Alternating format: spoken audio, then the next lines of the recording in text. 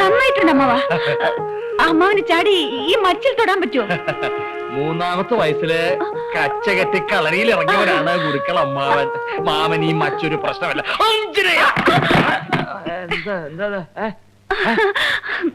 എന്താ മുത്തശ്ശി?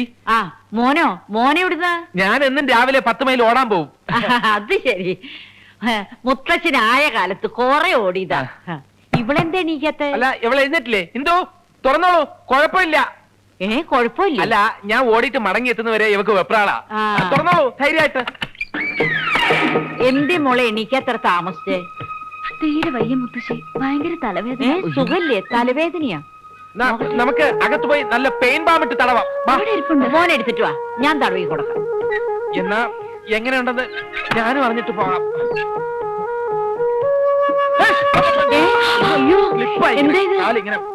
തിരിക്കല്ലേ, ഇത് ഗുരുക്കളുടെ ശീർഷാസനാവില്ല, ശവാസനാവും. തിരിക്കല്ലേ കുട്ടി വിടൂ, കുട്ടി. എന്താ ഇവിടെ ചില പിശാചികൾ കിടന്ന് കളിക്കുന്നുണ്ട്.